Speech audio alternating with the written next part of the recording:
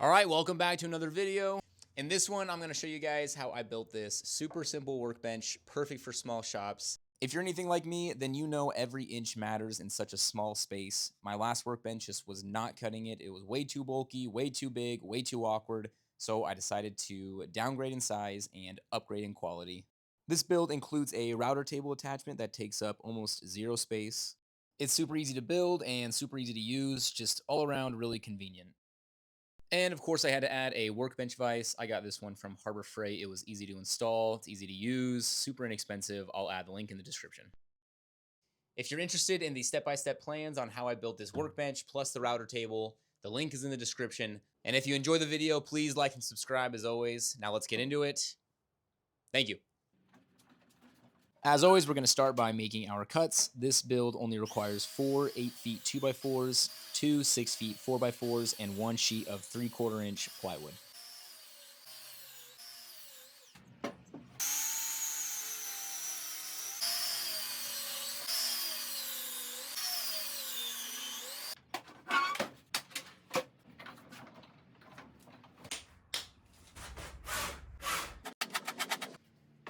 I'll be using my Crosscut sled to make my lap joints. Here, I'm setting my blade depth to 1.5 inches, which is the same thickness of a 2x4. If you'd like to see how I built this sled, I'll put a link in the description to that video. Also, a miter gauge would work as well, but I like using a sled.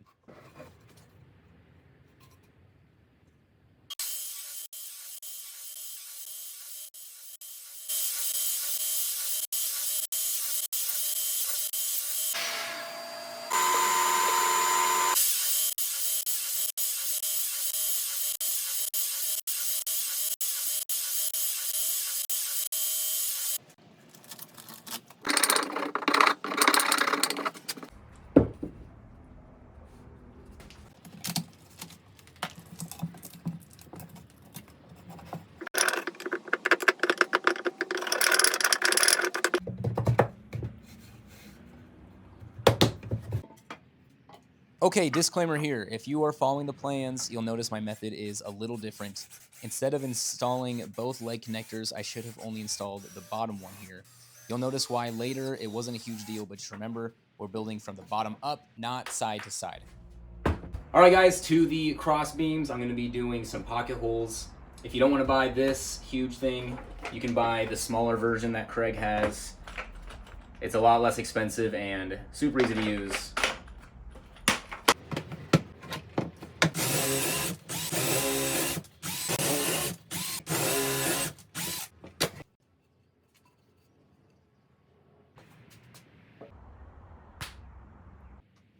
I'm going to be using these clamps to help me install the cross beams. They are a huge lifesaver. Also, another disclaimer, I should only be installing the bottom cross beams at this point. So if you're following the plans, remember that. All right, now we're going to use the same markings that we used when we did our lap joints. So we're going to use this to line up these cross beams like that.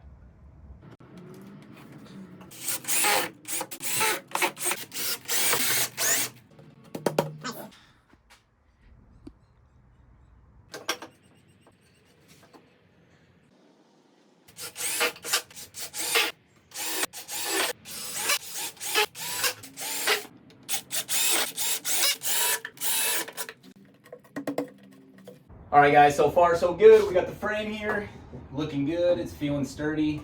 Now we just got to cut out the plywood for the bench top and then the bottom shelf, and we'll be done. Not sure why I said we'll be done right there, I'll be honest, but we got a lot more to do, so we will not be done after this.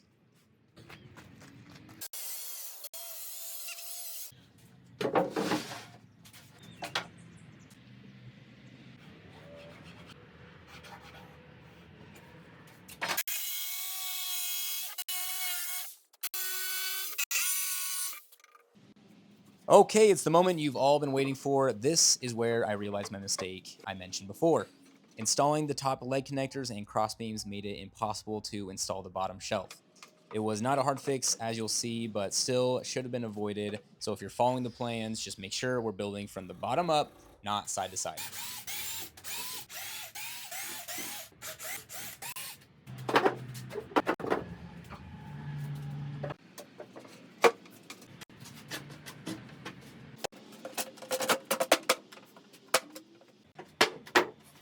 Sometimes you gotta do what you gotta do.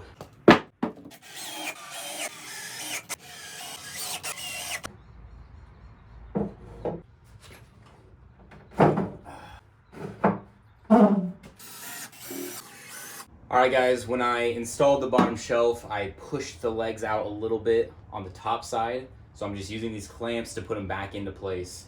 I don't have a clamp long enough, but if you use 2 clamps like this, use one to pull the other, it works really well.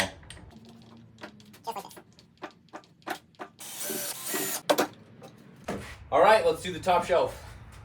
Or the top bench top. Whatever. Alright guys, I want an overhang of the bench top over the side of 1.5 inches.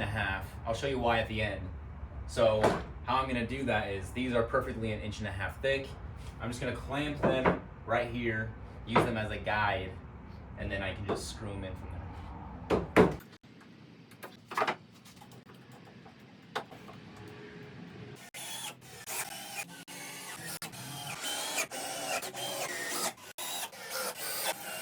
Alright guys, well, there you have it. The bench is made, and if you wanted, you could easily stop here.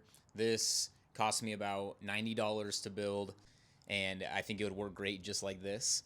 On the other hand, I'm actually going to add a few different things. I'm going to coat the top of this, I'm going to add wheels, I'm going to add a router table attachment, and I'm going to add a vise. So all this extra stuff is not completely necessary. If all you want is a bench, this is all you need, and it's super sturdy.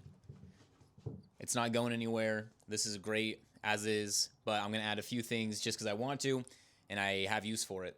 So let's do it. I'll be using the same router table attachment from a previous video. If you'd like to see how I built it, I'll put the link in the description. The only difference here is I'm going to be adding a router table insert.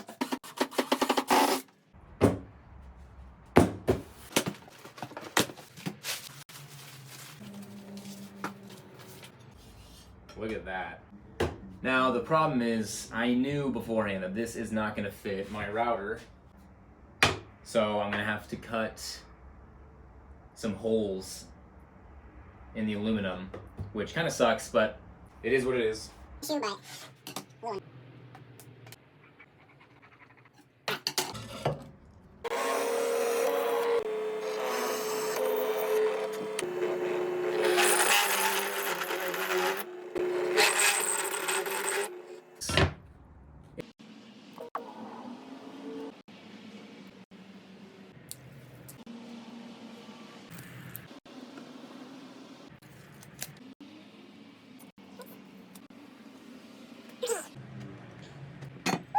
Actually, yeah, I'll just put it like this. Take out the plate. Now it should cut out the exact depth of the plate.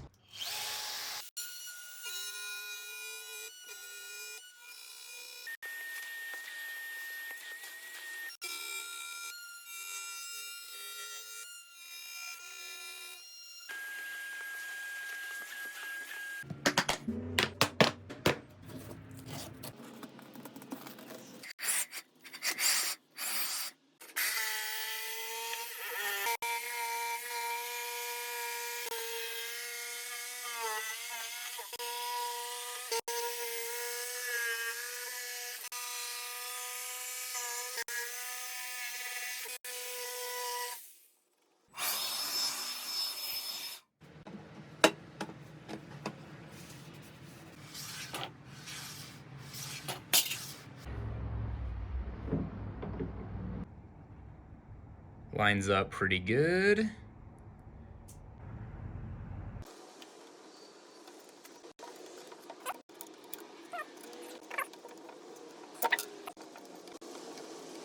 Alright guys, it is time to secure the router table to the workbench.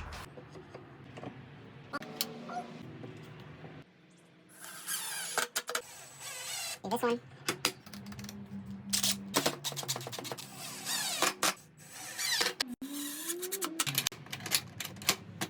Alright, now we're going to mount our 2x4s here and here.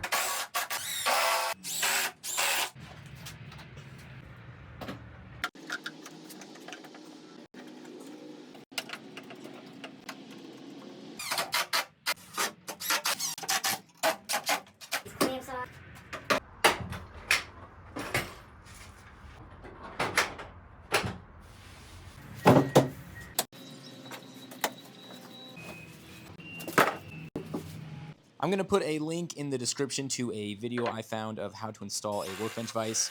I'd show you how I did it, but it just kind of ended up being a lot more complicated than it had to be. I kind of just winged it without watching a video. So just follow that one and you should be good to go.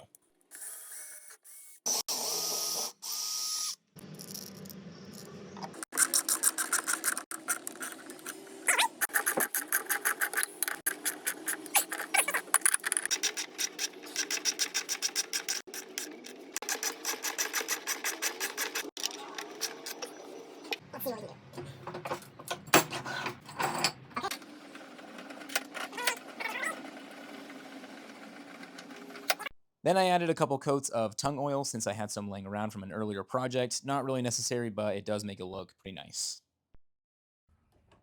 And finally, we're going to finish things off by adding these caster wheels. I love these retractable casters since they allow me to place the bench fully on the ground. You can find these in the description as well.